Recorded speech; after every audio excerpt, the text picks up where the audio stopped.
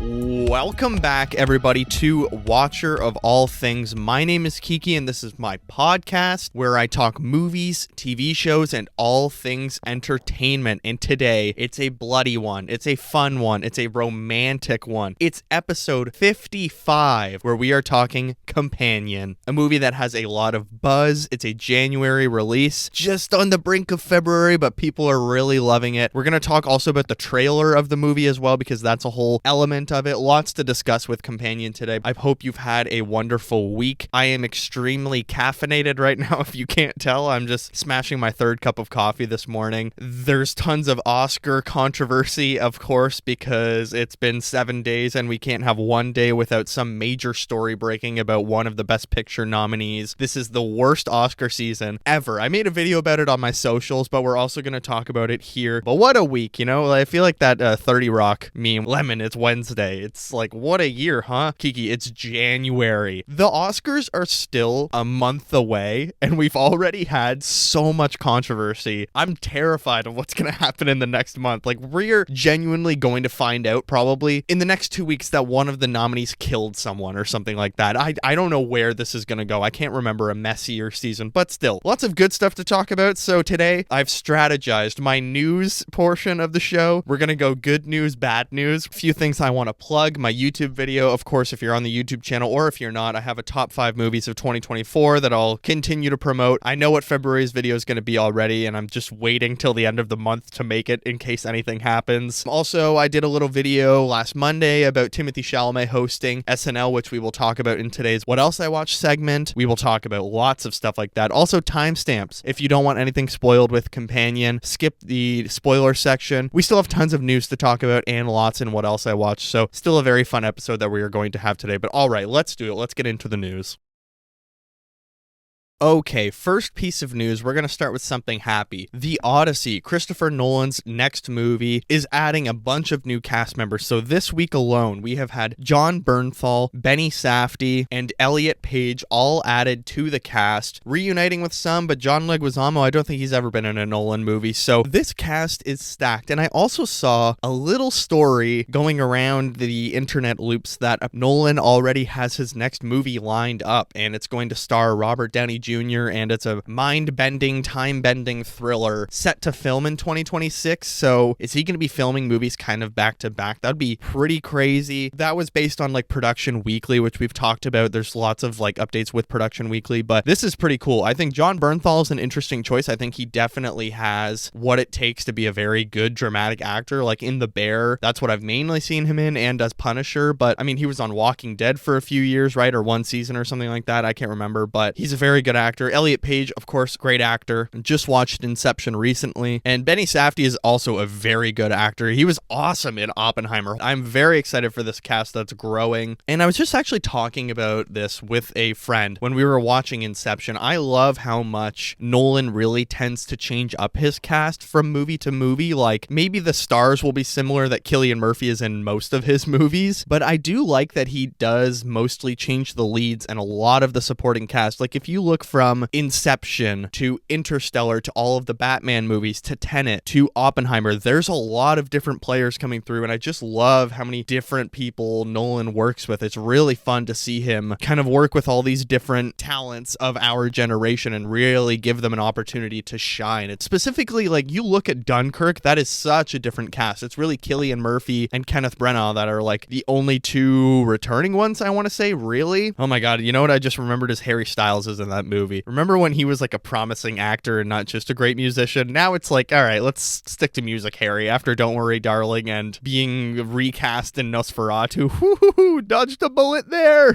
He was supposed to play Nicholas Holt's character, and I'm so happy he was recast, because Don't Worry, Darling was just a disaster. I keep debating over and over again, do I want to try and read Homer's Odyssey before? But I kind of want to just go in blind and then, like I did with Dune, go and read the books after, or the poems after, I guess. Like with Superman, not reading All-Star Superman by Grant Morrison or any of the books that he says, James Gunn, that it's based on. I don't know. I don't like going into the movie kind of knowing every step. Like this might be super random, but when I was 16, I read The Dark Knight Returns and I watched the animated films before Batman v Superman, and it's very clear what paths they're kind of taking and how much inspiration is drawn on that, although it takes very, different paths. But still, dope cast, and it looks like he has his next movie lined up already, so The Odyssey is going to be pretty dope. All right, that was a piece of good news. Let's get into a piece of bad news, or just dumb news, I guess. So this comes from Collider, who said, quote, "My biggest fear was that it was going to be annoying and woke," end quote. Your friendly neighborhood Spider-Man star shares his praise for the series. So, oh my god, Hudson Thames, who is returning, he was What If's Peter Parker in season 1, so he's playing Peter Parker Spider-Man in the new show on Disney Plus, Your Friendly Neighborhood Spider-Man, which is an animated series based on the MCU Spider-Man. And yeah, he basically said that he was worried that a Spider-Man property, keep in mind,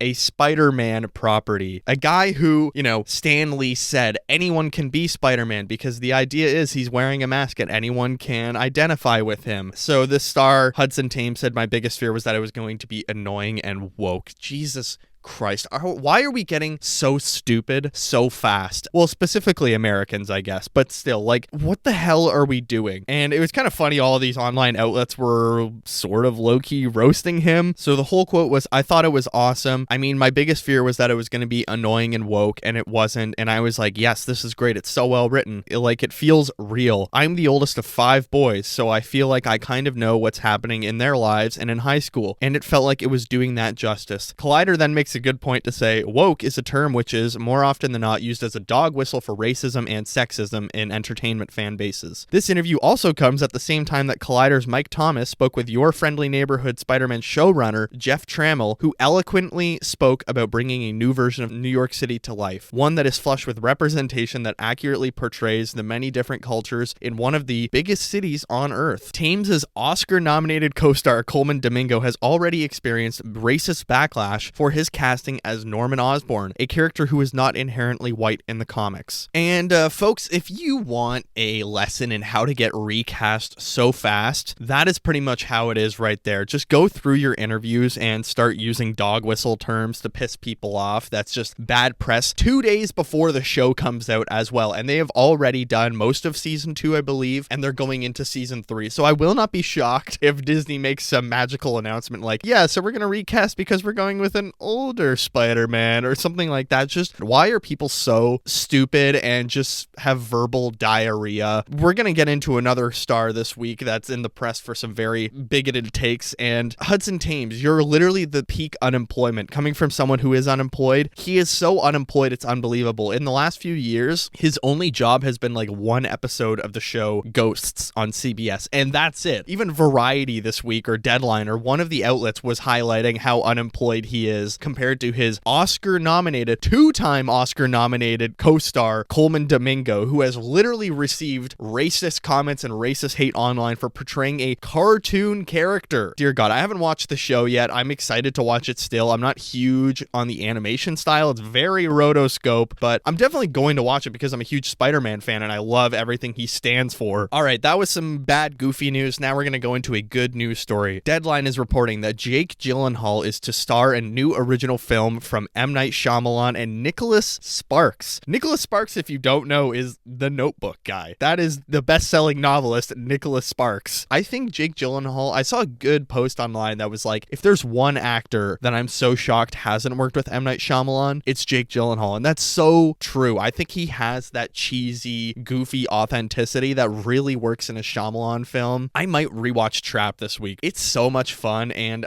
I wish I did an episode on it when it came out because it was a great movie and there was so much to talk about with it. It's one of the goofiest, dumbest movies of 2024, but I mean that in the best way. And I would recommend it to anyone because it makes no sense at times, but it's so much fun and it was such an enjoyable theater experience. No one does it like M. Night Shyamalan. He has some of the strangest dialogue, but it's so singular and I just love it so much. And Jake Gyllenhaal, I feel like can really shine in that format like Josh Hartnett did as Cooper from Trap. So Shyamalan and Sparks are independent independently writing a screenplay and a novel, respectively, based on the same original love story. Both projects will be based on the same concept and set of characters, but tailored to their respective mediums. For Shyamalan, not only does he land another A-lister to lead his family, as so many are always looking to work with him, but this also marks the first time he will collaborate with a high-profile writer on an idea, something to surely excite fans of the master storyteller. Damn, I might have to buy a Nicholas Sparks book now, because that's a really fun idea to tell the same story in two different mediums, and that's a fun, I don't know, revolutionary kind of crossover idea. Back in my day, I'm 24, but back in my day, we used to get much more multimedia or multimedium media. Every movie would have a video game or a crossover book or a novelization. It's much less common now, and I kind of miss those days. Like, my friend and I just watched all of Mr. Sunday Movie's Caravan of Garbage on the Lord of the Rings video games, and we used to get that. Every popular big franchise IP movie got a video game, and I really miss those days. That was so much fun. Like James Bond, Spider-Man, Superman, Batman, all of these games would come out after the movie or before the movie, and it was so much fun, and some of them were terrible, but whatever. I don't know, I've been feeling a lot of nostalgia for video games recently. Just the other day, I was talking to my brother about Sly Cooper, getting that on the PS5 because all those games, or 3 of the games, are available, and I think that might be my next purchase on the PlayStation at some point. Might save some money and try to get all 3 games because they're like $13 each. Sly Cooper games were great. I'd love a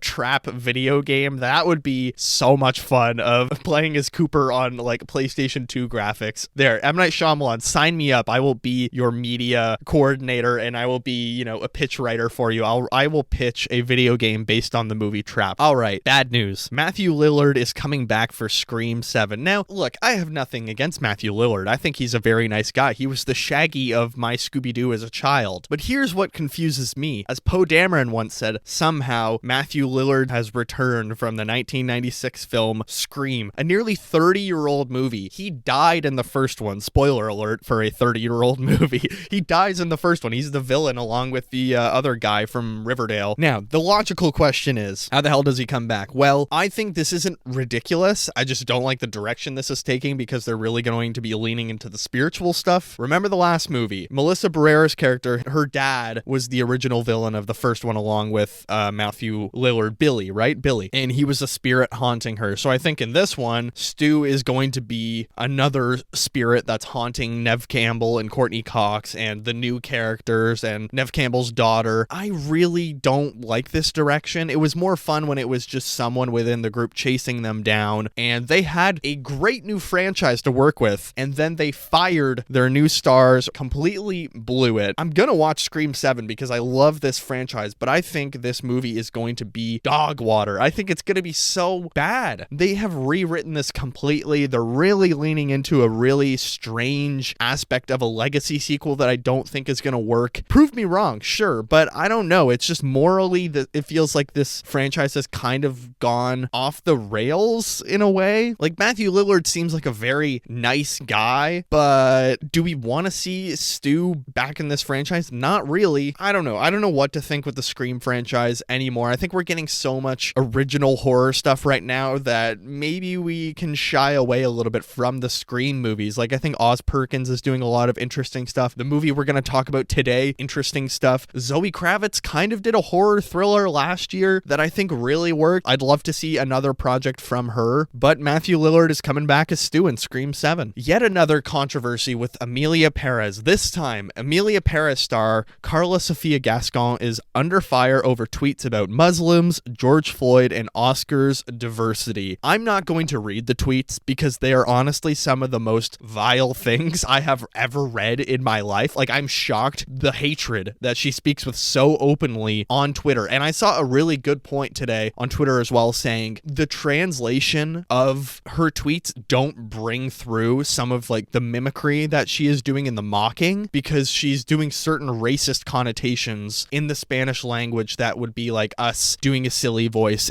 Jesus Christ, this comes literally a day after she tried to talk smack about Fernanda Torres, the star of I'm Still Here, saying, oh, she's trash talking me and Emilia Perez, when that wasn't true. People were, as I did a video on it on my TikTok and my social medias, saying like, oh, are we about to see someone get disqualified? There is just so many problems with Emilia Perez, with this movie. I was talking with a friend about this last night. I don't understand people's involvement with this film. Reading the script alone, would there not be red flags all over the place? Like Zoe Saldana, who I think is a very smart person, how would she in her mind read that script and think, yes, this is a good career choice? It is so transphobic. It's such a bad representation of Mexico, just embracing stereotypes. It's also just a shit movie as well. How do you not read that and be like, yeah, this is bad? I don't think a French film that was bought by Netflix is going to pay you that much. Like, what is the career step here? Selena Gomez, I'm so sick of her, and I think she's just really pissing me off recently. Carla Sofia Gascon, I hope she gets disqualified from the Oscars. Some of this stuff is unforgivable, and it's not like it's 20 years ago and, oh, she's had a chance to reflect and change and got through healing. This was 2 years ago, and her apology, she did issue an apology. Of course, one of the most artificial bullshit things I've ever seen. She said, I want to acknowledge the conversation around my past social media posts that have caused hurt. As someone in a marginalized community, I know this suffering all too well, and I am deeply sorry to those I have caused pain. All my life, I have fought for a better world. I believe light will always triumph over darkness. That means nothing. You've already started deleting the tweets. Now you're using being trans as a shield against any criticism, and you're making trans people look bad. The movie is already making the trans experience and the trans community look bad, like a monster tale. In my video I said this week, I cannot remember in the 7 years that I have really paid close attention to the award season and the Oscars, I can't remember a worse Oscar campaign or a messier Oscar season in general. Like, it feels like there's a controversy every day with Emilia Perez. I don't know where they go from here. Does the Academy have the guts to disqualify her? I kind of hope they do, because this is getting ridiculous. It's getting disgusting. The movie was bad enough, and I don't understand all the votes it's getting and all the critical reception it's getting. But when you have stars that are so openly bigoted, racist, xenophobic, Islamophobic, like, this is disgusting. I can't believe this is happening and no one looked into this or found these in the past. But then again, the Academy has awarded Roman Polanski an honorary thing like last year or the year before. They're not that smart. Okay, I think I'm going to leave the news there. We got a lot to talk about with Companion and in what else I watched today. Reminder, timestamps below if you don't want to know anything about Companion. And there's tons to talk about in what else I watched, but let's do it. Let's get into our review of Companion. Companion is a 2025 thriller sci-fi film coming in at an hour and 37 minutes. Currently has 95% on Rotten Tomatoes, 7.4 on IMDb, 76 on Metacritic, and 7 out of 10 at Screen Rant, with a 3.6 average rating on Letterboxd and 4 as the mode rating. Directed and written by Drew Hancock with a budget of $10 million. The synopsis for the film: a weekend getaway turns bloody and violent when a subservient android that's built for human companionship goes haywire. The film stars Sophie Thatcher as Iris, Jack Quaid as Josh, Lucas Gage as Patrick, Megan Suri as Kat, Harvey Guillen as Eli, Rupert Friend as Sergey. Okay, so initial thoughts on Companion. This was a fun time at the movies. Some twists, some turns, some laughs. Pretty freaking good. I had a lot of fun seeing this in IMAX as well. It looked really great in IMAX. There's a lot to analyze about it, but before I say too much, if you don't know anything about this movie, really, you haven't seen a trailer and you want to see this, skip to the what else I watched section, because I'll be talking about the trailer and the poster, and I feel like the trailer does give a lot away. Even the poster and that synopsis kind of tells like what the deal of this movie is, which I'm not sure if there's supposed to be a big twist to this story or what is the big twist. But as always, let's start with the performances. Sophie Thatcher as Iris, fantastic. You know what? I don't really know anything about her other than I've seen her in the film Heretic, and I'm quickly really starting to like her. I think she has such a unique thing about her. She's in that show Yellow Jackets from HBO. I think I'm gonna start watching that because there is a third season coming out, or a second season. She has something about her that is, I don't know, she's just gonna be a huge talent, and she already is. It's like Mikey Madison. The first time I saw her in Once Upon a Time in Hollywood or in the Scream movies, you know, when you watch a performer and there's something about them that really just does draw you in, and it, you know, Sophie Thatcher is just really good in this as well. She brings such a physicality to the role that just really plays that machine-like robot lady so well. That's so much fun, and she does the android shtick really great, and I just loved every minute of her on screen. She's a good crier. I don't know how it feels so fast when I'm watching it. I don't understand how actors cry. Actually, I could probably literally make myself cry in like 2 minutes. I'm an easy crier. Sophie Thatcher's great in this. Then we have Mr. Jack Quaid, Hollywood's favorite Nepo baby, as Josh. He's pretty good in this as well. I feel like it's a nice break from his usual Huey persona, and he gets to do something a little bit different here. He's a loser with a robot companion. He's a narcissist. He can be fake. And before the robot reveal, if you didn't know about it, you would think he's just like a real asshole to his girlfriend. And Sophie Thatcher and him actually have really good chemistry. I think the two of them lead this movie really well. They bounce off each other really well in every scene, and they were just a joy to watch in general. Other people, Lucas Gage as Patrick, really great. Another horror movie for him. I know he just did Smile 2, which I didn't see, but he's pretty good in this as Patrick. Megan Suri as Kat, never seen her in anything, but I thought she was also very good. She's been in some stuff like Valentine's Day, It Lives Inside, Missing, but it was nice to see a new face. I like watching these smaller movies with new performers who just give really good performances. Then we have Harvey Guillén as Eli. I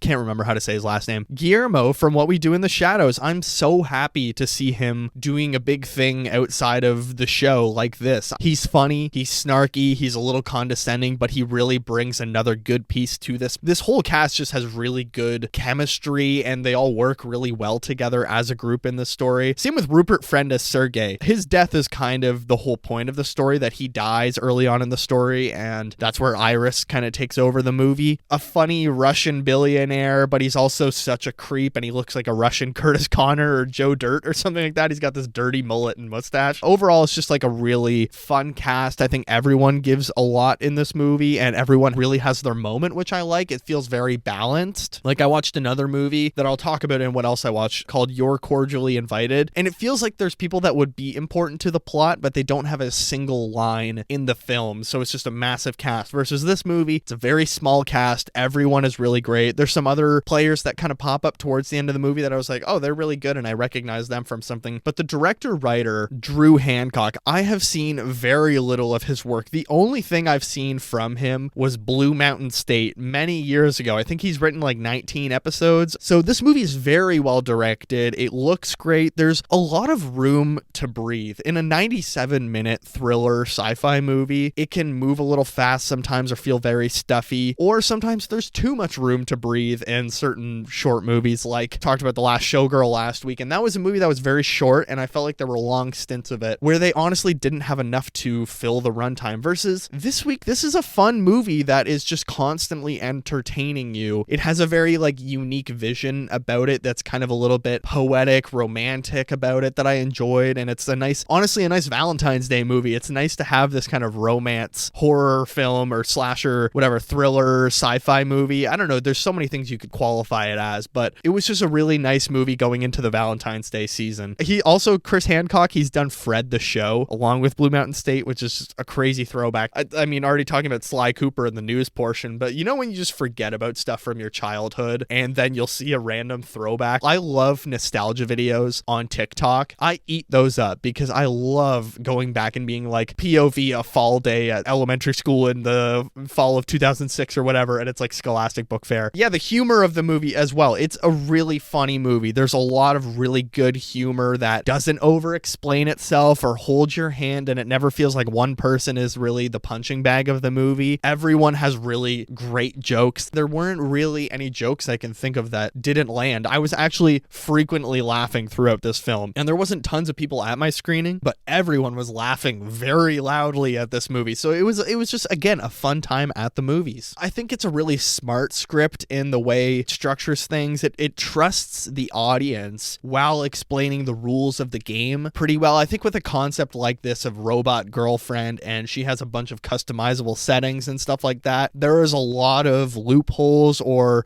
possibilities for plot holes of, oh wait, but she has that setting that can't happen. But I think from what I can remember last night after watching, I felt like the movie was just really well explained. I was never getting bored with exposition as well. It just balances that line very well. It also sets out the rules very early in the film and then uses them in a very fun and inventive way throughout the entire 97 minutes. Like, it never feels like anything is getting stale or we've seen the same trick over and over again. It feels like scene to scene there's a lot changing, and like the trailer shows, she turns her intelligence up to 100%, and it's really fun seeing Iris just be inventive throughout the movie. Yeah, I guess let's talk about the trailers, because that's a huge thing that a lot of people have been talking about online. The trailer gives away or doesn't give away, I don't know what the idea is. Like, they just very openly say she is a companion robot. Would it be fun if the trailers didn't say that? Would the movie be better if the trailers didn't say that? The trailers sort of give it away and they don't. I think maybe if they scaled back, it would have been a more shocking film, but it's kind of fun to market it as this robot escape movie. It's like they're giving it all away and they're not at the same time. I don't know. This movie is so paradoxical and its trailer is paradoxical. They say in the trailer she's a robot, which you'd think is the twist of the story, but it's not. So what is this movie about? Is it about the discovery of Iris being a robot? Is it about the chasing down of Iris? Is it about Iris regaining bodily autonomy and discovering her talents? I think it almost works that the twist isn't that she's a robot. I almost admire this movie for just openly stating, yes, it's a robot story. It's about AI turning on us or robots turning on us or whatever it is. But at the same time, I've seen so many good posts of people online, and that's why I kind of said at the start of the show, if you don't know anything, honestly, skip the review, go watch it, then come back, because I saw someone on Reddit started a thread saying, I went into this movie blind. I went to a Monday mystery movie at my cinema, knew nothing about the movie, and it was so much fun not knowing anything about it and seeing the twist of Iris being a robot play out. And I almost wish I had experienced that, but going to the movies so much, the trailer played 1,000 times before. It's funny watching the movie because within 5 minutes of the film, you would expect she is a robot. It's almost so obvious to everyone in the room but her. Josh asks her what the weather is and she instantly knows. People use the word replaceable or programming or just super clear robot words that it's like, hello, Iris, have you not figured this out yet? I'm undecided if I like the reveal or if I wanted it to be a secret. Like, I think I just need to sit with the marketing scheme of this movie, but I think it's almost smart to just be upfront and draw people in with the robot aspect, because it's a lot of fun to talk about the robot aspect and just be open about it, of like, you know, these robots are going to become sentient and turn on you or stuff like that, or just explore the robot metaphor and let Sophie Thatcher as well in the marketing talk about her performance as an android. So I get both sides of, oh, I wish they didn't spoil anything, but at the same time, I think the movie's trying to go a little bit more for being a hunt and chase movie rather than a robot escape or a robot discovery secret robot movie. You know what I mean? With all that being said, it's a fun exploration of toxic or like controlling relationships, Iris being a robot of a spouse or a partner realizing they do everything the other person says without question. It's all just a very good metaphor that I feel like wraps up really nicely, and the entire movie constantly employs that metaphor in very fun ways or very heartbreaking ways that I enjoyed. Movies that it's similar to, Don't Worry Darling, but also Blink Twice, Get Out, all of those kind of movies where it's a fun, you know, one person in the couple realizes and they have to escape. I like this movie's openness with its presentation of what it's about, because you can go into it and there's still so many twists and turns that even if you know Iris is a robot, there's still a lot of fun to take out of this. And the structure is a little confusing having known the Iris twist going into it, because, you know, the trailers and the actual movie sort of threw me for a loop. As the trailer says, she's revealed to be a robot probably half an hour into the film, so it feels like a big third act twist super early on. So I feel like anyone else would be like, oh my god, we're in the third act already, Iris is a robot, but that's not what this movie is even about. She's revealed to be a robot super early in the film, so the structure just feels kind of early, and I almost had to recalibrate like a robot and be like, oh no, this movie's about chasing down a robot, or her trying to escape,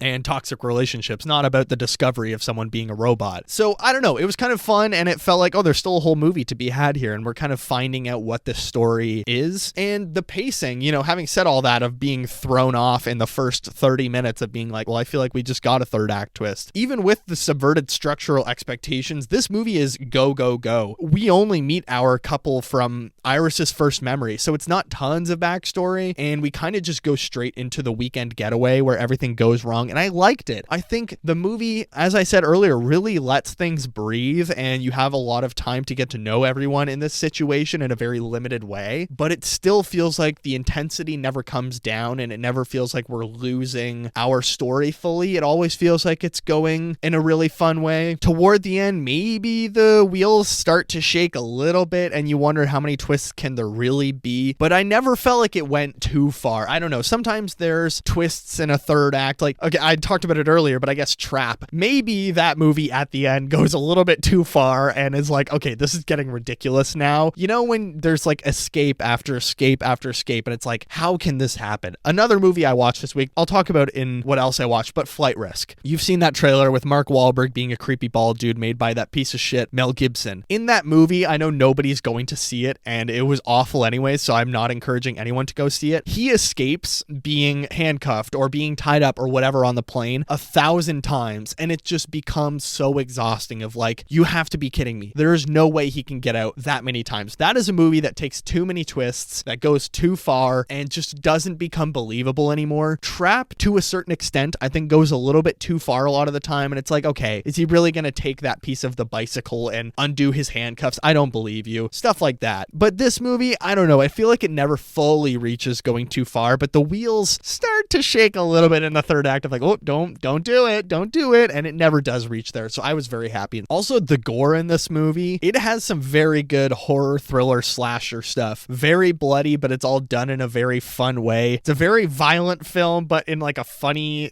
kind of gross way that you would want. When you're going to see a horror movie, you're going to see blood and gore and all this sick stuff. You know, you have to be a sick bastard to go and enjoy horror movies like this, and I feel like it really delivered. I enjoyed all of the elements that it presented, and it does it in a very fun way. It does like the classic, you know, pop music or classic disco music while having a bloody violent sequence, which actually, speaking of the music is really good in this movie. I liked all of it. It does in two scenes use a TikTok song that was like super popular last year, and I hate seeing TikTok music in movies. I don't know why, I just get such a icky feeling when I hear, it's that song Little Boo Thang or whatever. I hate when I see like trending music or trending TikTok stuff in movies. That just makes me like, bleh. Yeah, I don't know. There's lots of Bee Gees in this movie, and I love the Bee Gees. So, and I don't know, I don't have tons of nitpicks. Maybe some of the twists don't feel fully earned, but at the same time, could we have more backstory? I don't know. Maybe you could do more context of like the company or whatever, but I don't think that's what this story's about. It's a 97-minute chase movie about a robot trying to get away from a toxic boyfriend, and it's just fun to sit with that idea and explore where this could go. Some occasional choppy dialogue, I don't know. So there were a few scenes where I was like, oh, that didn't feel right or good, but I don't know. Mostly it's positive for me, and there's so many funny Letterboxd reviews with this movie. I'll read a couple for you. 4 stars from Simpson San, who said, is Iris a fucking anagram for Siri? Very interesting. That's true. Is this everyone's Siri turning against them? Nolan gave it 4.5 stars. Beep Boop is an absolutely diabolical pet name. Yeah, that's another thing. Josh's nickname for her is literally Beep Boop, and she doesn't realize she's a robot. So I think that just goes really well into this movie's marketing in honesty about her being a robot. That's not the twist of the movie. She literally has like robot eyes in the poster. It's so obvious. The synopsis is a robot gets away. So I don't know. There's just a lot of fun play on everyone knowing she's a robot but her. Rochelle Y. Diab gave it 4.5 stars and says, oh, men are gonna hate this. Yeah, this is a fun movie for the girls, but I feel like everyone can enjoy this. It's a really well-written horror, getaway, thriller, sci-fi movie, like an Ex Machina almost. Louis Peltzman gave it 3.5 stars, says, Jack Quaid is leaning into being typecast in a way I find very delightful. 4 stars from Aaron, who said, robot Sophie Thatcher, I would never treat you that way. Finally, Jonathan Fuji said, never realized how punchable Jack Quaid is, in brackets complimentary. Look, overall, Companion, a lot of fun. I have heard a lot of positive things about this the last couple weeks, a lot of people being excited about it, and a lot of discussion around a trailer, and I can't imagine the last time the marketing of a movie or trailer was like so talked about because of like, wait, why are they showing the spoilers? But it's not a spoiler. There's so much more to this movie that I haven't mentioned here that's a lot of fun and very fun elements that we're going to talk about in spoilers in a moment. So look, Companion, it's part classic, it's part new stuff. After watching Black Mirror so many times over the last few years, I keep saying, oh, this is like Black Mirror, but this genuinely is. It's like a fun Black Mirror episode. Sophie Thatcher is really good, and I think she's going to go on to even better things because she is a star. Companion is a very fun 4 out of 5 stars for me, and I absolutely recommend it, but let's get into spoilers.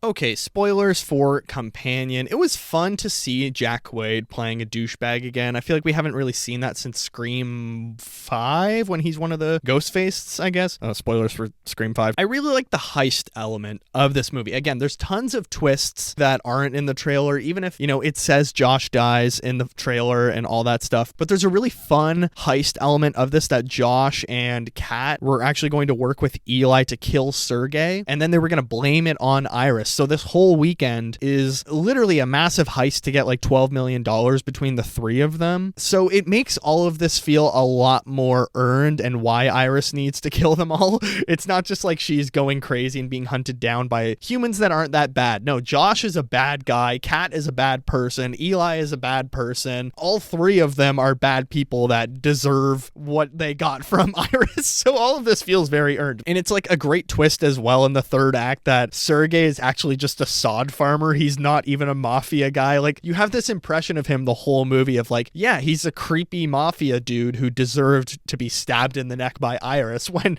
he's actually just a creepy farmer that deserved to be stabbed in the neck by Iris. And Rupert Friend is really funny and really creepy in this movie. It's a role that I wasn't expecting from him. In the first 20 minutes before he dies, he has a lot of funny dialogue and really just weird stuff that he says and how he talks about Americans and stuff like that. It's just a lot of fun at the start, and then he really turns it on to become a creep at the beach with Iris, and his death is quite violent. It was really something, and it really just ripped the band-aid off in this movie. Another really great twist that I didn't see coming at all. I didn't even think about watching the trailers, which the trailers give a really good explanation of what this movie is, but still there's so much hidden within this movie, guys. I'm not even kidding. There's so much in this. Patrick being a robot as well. I don't know why I didn't clue into that at all. Like, I don't know, he has perfect teeth, but maybe that's just his actor in real life that has perfect veneers or perfect teeth. Patrick's a robot as well, and he's an old model that Eli just really is in love with. It's not like Iris where, you know, Josh just keeps her around as a sexual companion. Eli is genuinely in love with a robot and is keeping this older model that could have been updated years ago. So it's like an actual love story there that I thought worked really well. But also the treatment of Patrick and the robot reveal really shocked me in the theater, because it just is so blunt in the moment of Josh being like, oh, why are we splitting it with him? He's not even real. And there was a genuine reaction in my theater of people like a little gasp in the room, like, oh shit, really? But I don't think anybody expected it. Everyone just thought Iris was the weird robot, because Patrick just seems like such a normal, regular person that is cooking for everyone, dancing, getting people to have fun and stuff like that, versus Iris is a lot more subdued and scaled back and really keeps to herself. But that's just how she is. And that Patrick element, that once it was presented in the story, I thought, oh, there's still a lot more movie to be had here. What is this story going to be? Is it going to be a team up of robots working together? Is it going to be a showdown of robot versus robot? So again, even with the trailers telling you Iris is a robot, there's still so much to be done in the story. And also the origins of the robots are really interesting, and their implanted memories. And I liked the changing up of flashbacks, because when you buy your robot, you have to do like a 3-minute love connection thing with them where it implants a meet cute that you select in a survey into their brains. And it is an interesting plot element as well. This movie is very smart to have the factory reset so you can pair yourself with another robot very quickly. And Josh does that, and it's really funny to see those meet cutes play out. Oh, is this just part of the movie that it's like a movie meet cute? But no, it's like a fake meet cute that they plant in their brains. But seeing Josh insert himself into Eli's memory with Patrick was another really fun twist, that they do this, oh, you're stepping on my tail of my costume. Oh, hi. And then, you know, they do a dance in front of everyone in a huge dance circle. And it's so goofy, silly, wholesome that it was just a really fun element to the story of implanting these memories in the robots. It's like replicants in Blade Runner. To make them feel human, they have to have these, quote, memories. They're just implants. They're just impressions. They're just outlines to give you personality and depth. And it's really heartbreaking with Patrick, especially. Like, Iris we know about, and it's sad enough with Iris that she realizes, wait, my memories are fake, and she has all of these impressions of like, what about my trip to Japan? What about my college years and parties and stuff like that? And it's all fake. But at the same time, Patrick, especially as the audience not knowing he's a robot, the twist worked really well with him. But then I liked the twist, again, a double twist, that he knows he's a robot. He pieces it together. He's been around long enough as this older robot model that he's like, come on, Eli, I figured it out a long time ago. The way people speak about me, and he doesn't care because they love each other. A very fascinating take on it. Again, this movie has so many twists and turns that just feel very, very earned at the same time. There's a couple that feel maybe not as great. Like there's an extra twist at the end where Iris teams up with whatever the company's name is, the guys there, and it feels like, okay, that feels like a weird random team up that the employees would let the robots turn on each other. But I do like the origins of the robots and their sad implanted memories that adds a feeling of sad hopelessness to Patrick and Iris. It's just programming, as Josh would say. As I mentioned in non-spoilers, the rules are explained really well, because then we can have a lot of fun scenarios that we know are able to happen, and you're not questioning the plot every step of the way, like, wait, can she do that? It's like the little dumb tablet phones that are foldable, huge iPad looking things that Josh and Eli have. All those regulations on that tablet give us more and more twists. They can change their languages. If it's a voice activated thing, Iris learns how to change her voice for Josh's car. All that stuff is just really fun and works so well that they can't hurt each other, but then because she stole his phone, she can turn off all of the safeguards. But then at the same time, you can literally jailbreak your companion, which Josh did. He jailbroke Iris and modded her with the stick that he bought online. So he's already changing her and giving her the ability to break herself and break all of these rules. And it's just set up really well, and it's really smartly done, and the regulations are really fun. They can't lie, they can't hurt people. It's just a lot of fun watching Iris throughout the movie mess around with her features. Like, probably one of my favorite scenes and the funniest scenes in the movie was Iris speaking German to the police officer, who I think that's the hillbilly uncle from Ozark from like the first season that's in love with the FBI agent that comes to visit, right? I think that was him. It's just he looked super different in this movie, but he's really funny in it. She's really funny. That was just a really great scene. Officer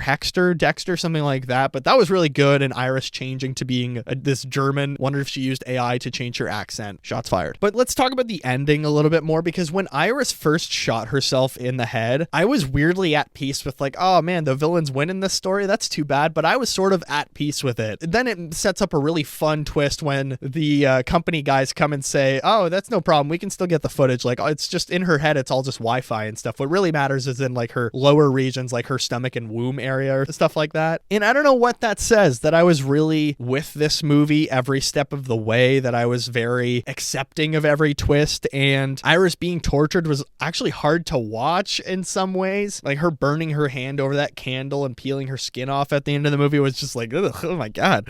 But her shooting herself in the head, I was almost okay with that being the ending. So everything else that came after, we were sort of teetering on the edge of, is this going too far? I don't think it is, but it's still working for me. But I was still having a lot of fun, and it was just a good twist that her head was kind of useless. And every kill in the movie worked really well. Like her killing Eli or Patrick stabbing Kat in the back was actually hardcore and like, oh shit moment, because Josh is an idiot and turns his aggression up 100%. Every death in the movie is just really shocking and works really well. You never see any of them coming, other than Sergey, obviously. But overall, I think spoiler-wise, there's still tons of turns and twists that aren't in the trailer at all, and there's still tons of fun stuff to be had in this movie. I think this movie just worked really well for me. It's honest about the twist, and it sort of just wants to craft a fun revenge story that I found very entertaining, very exciting, and I liked it a lot. So that's been Companion, and let's get into what else I watched.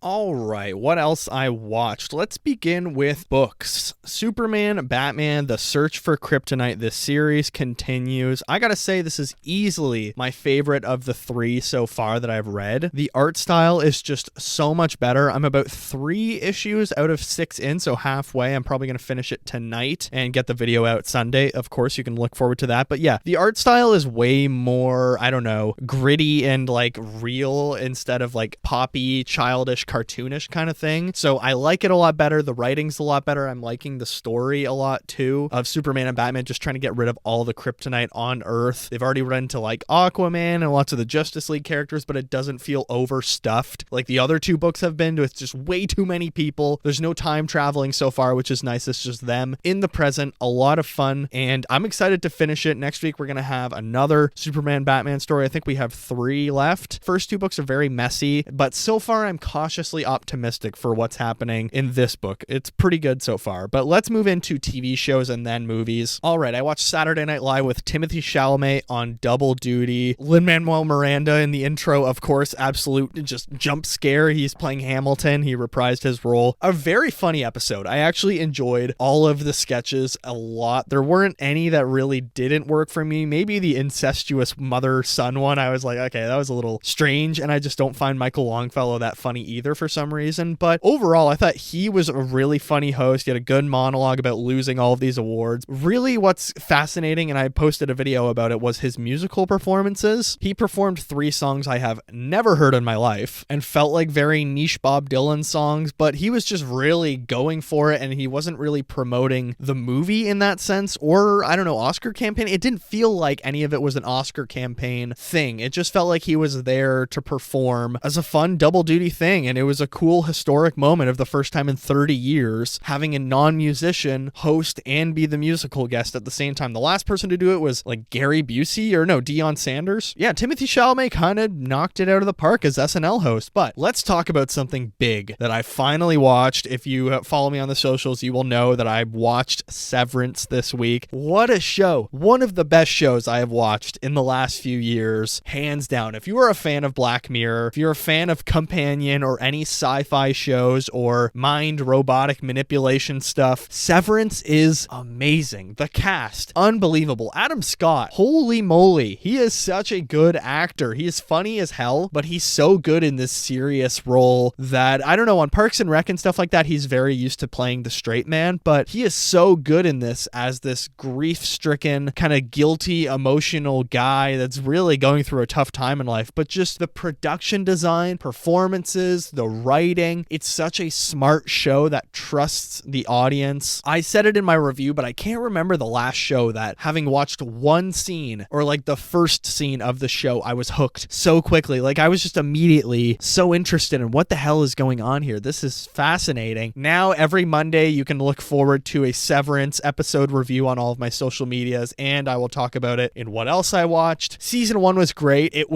There wasn't a single episode or a moment I didn't like. I feel like every moment of the show is so earned, and season 2 is off to such a great start. If I could recommend one thing this week or one TV show, it is hands down Severance on Apple TV. And Apple TV has banger TV shows. I think I'm going to watch Silo next, Slow Horses. I renewed it until Severance will be over. I think there's 9 episodes in the season, so I'm going to have it for a couple months, and I'm going to binge as much Apple TV stuff as I can while I have it, because Severance is brilliant. Then, my girlfriend and I are now on the season finale of Survivor Cook Islands. We watched a few episodes this week, really great episodes too. I can't believe it, and I didn't understand it before, but one of my favorite Survivor players, I massively dislike Parvati kinda on a rewatch of Cook Islands. Her, Adam, and Candace are unlikable, and they seem like really bratty recruits that had clearly never seen the show going on to it. They don't do anything around camp. Candace and Adam with all the PDA and making out in front of everyone is really uncomfortable and disgusting. Like, this show is not Big Brother, it's Survivor. It's so funny how they get mad at Jonathan on the island. Maybe he's arrogant, maybe he says stuff the wrong way, but he's right. He's going out fishing, he's earning stuff for the tribe, and he's working his ass off. But I cannot stand Nate, Candace, Adam, and Parvati. They are all just very bratty and not in a nice way on the show. They're very hard to watch and making fun of the nerds for trying, and I feel bad for Jonathan. But having said that, still a really great season, and watching Jonathan and Nate and Adam go at it at Tribal Council was crazy. How angry and vicious everyone is to everyone in old Survivor is just so fun to watch sometimes.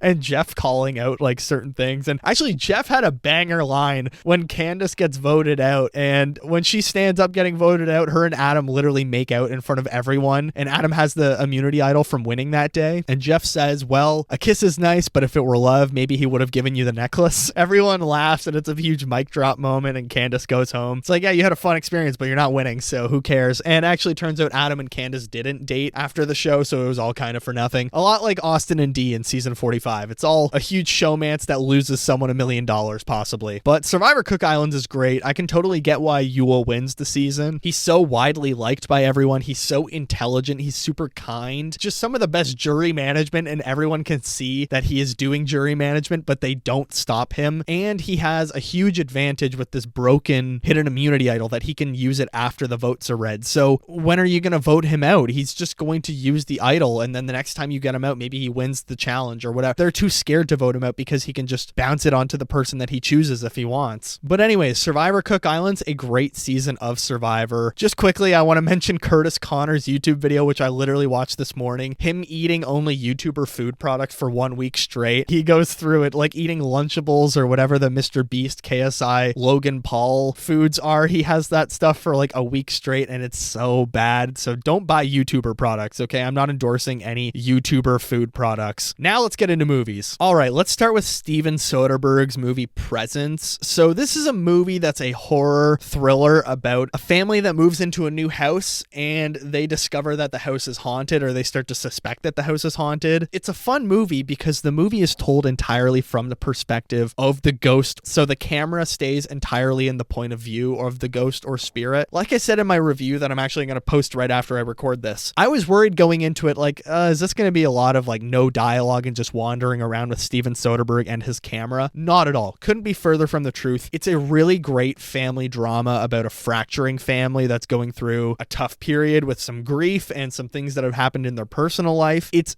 extremely entertaining. There's some choppy, definitely dialogue that you can tell is written by an older person that doesn't know how teenagers talk or young people talk in general, but it was a really fascinating vision. It's a very ambitious movie, and I think it has a lot of really cool explorations of guilt and grief and a breaking family that's kind of on that tipping point of, is this all going to collapse or can they band together? And also like Lucy Liu is really good. I didn't mention her in my review, but it's just great seeing her working again. I feel like I haven't seen Lucy Liu in a good movie in a while, other than Red One, because that movie rocks. Sarcasm, Red One was terrible. Presence, I would recommend it. I gave it 4 stars out of 5. It was a lot of fun. Then, as I mentioned, Flight Risk, the Mark Wahlberg movie made by Mel Gibson. Wow, wow, wow. What a heaping pile of trash. It's pretty much rape jokes for an hour and a half. And also my screening was just terrible. I was sitting beside a set of grandparents with their teenage granddaughter, and she took a phone call halfway through the movie and was just taking it at full volume, and neither of them said anything, and they were talking the whole time in the movie. But anyways, let's not go down a negative path. People are bad, people are rude, you can't control their actions, and it's annoying. I looked at them, they all looked directly at me sitting beside me and still,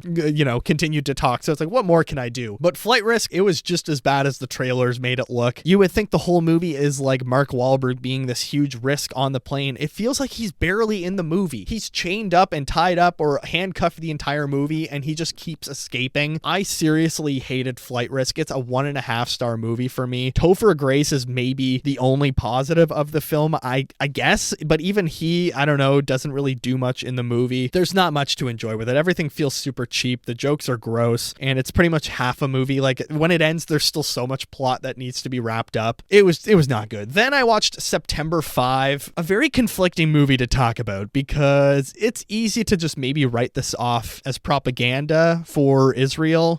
Look, technically speaking, it's a great movie that's very entertaining and it's very well made. High octane, entertaining, all that stuff. However, it's frustratingly one-sided and provides absolutely zero context to why this is happening, or doesn't talk about the Palestinian terrorists at all or the entire political background. Just simply walks you through the steps of Holocaust, Germany, Israeli athletes, Arab guerrilla soldiers as they're called, or something like that. And also just what bad timing. This is so clear in what this movie is, but I don't know when it was written. Maybe it was written a few years ago and is, I don't know, just has the unfortunate case of coming out right now. It's a very odd. It was entertaining, but I don't know if I would recommend it to people. It's 3 stars. I think it's very misguided and uneducated, but it's still an entertaining movie. Then finally, last night I got home and I watched You're Cordially Invited, Amazon Prime's new comedy with Will Ferrell, Reese Witherspoon, a pretty good cast actually. It had Geraldine Viswanathan from, what was that, Drive Away Dolls movie, but also I've seen her in other stuff and she's just really funny. I don't know, she's such a good comedian. Has a lot of funny people in it, like Jimmy Tatro plays Dixon, or has Rory Scovel and Jack McBrayer. Bobby Moynihan shows up in there. Wyatt Russell blew my mind when he showed up. Look, it's not great. I don't know, there's some good laughs in there, but holy moly, it holds your hand the whole time and it explains the joke directly after it says the joke. Also, I hated the ending. It didn't need to make this certain choice and it would have been an okay movie without taking this extra step, and I won't spoil it if people are going to watch it. It was an okay movie. I gave it 2.5 stars out of 5 because I did laugh. I laughed a lot at the start. I laughed a lot in the middle, and then the ending, the laughs kind of dried up a little bit and it went in this other another direction that I was like, I'm not a fan of this, but it's a fun, messy, I don't know, comedy movie. It's made by the guy who did like Bad Neighbors, I think. Nicholas Stoller. Yeah, Nicholas Stoller. That's it. Did Neighbors, Forgetting Sarah Marshall, Bros, Neighbors 2, Storks, Get Him to the Greek, The 5-Year Engagement. He's done a lot of stuff. Yes Man, a comedy I liked as a kid, but now aged a little bit badly. He also did Zoolander 2. So it was funny. I recommended it to my parents. I think they would like it. So 4 movies this week: Presence, 4 stars; Flight Risk, 1.5 stars; September 5, 3 stars, I guess. You're Cordially Invited, 2.5 stars. A little bit of a mixed bag, but next week we got some major movies we're going to talk about in the episode. We got Nickel Boys, we got Dog Man, we got Love Hurts, we got Heart Eyes. Although I might record the episode before I see those last 2, so I may not talk about them. I might save them for the week after, and I might watch that Star Trek movie that's on Paramount Plus, like Section 31. I'm not really a Star Trek fan, but I've heard it's bad, and I kind of want to see why it's so bad. But I think that's going to do it for what else I watched.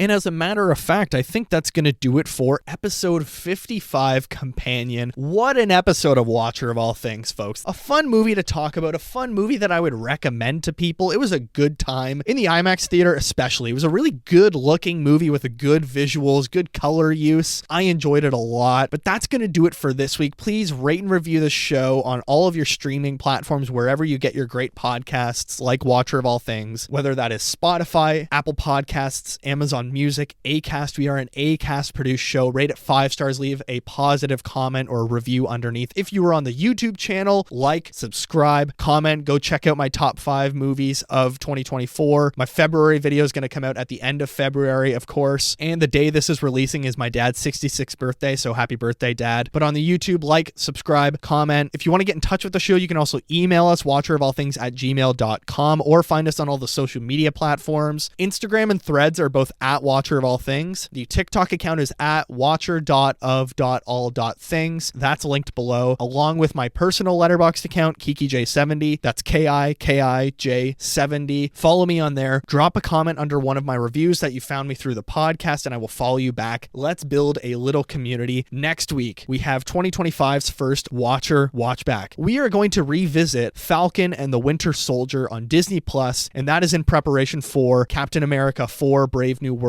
in a couple of weeks, or next week when you're listening to this, which I'm seeing in IMAX. Should be very interesting seeing one of the most expensive movies of all time that's been rewritten 1,000 times, but that is still to come. That's going to do it for right now. Stay warm, stay healthy, everyone. Enjoy your week. Thank you all so much for listening, and I will see you in the next one.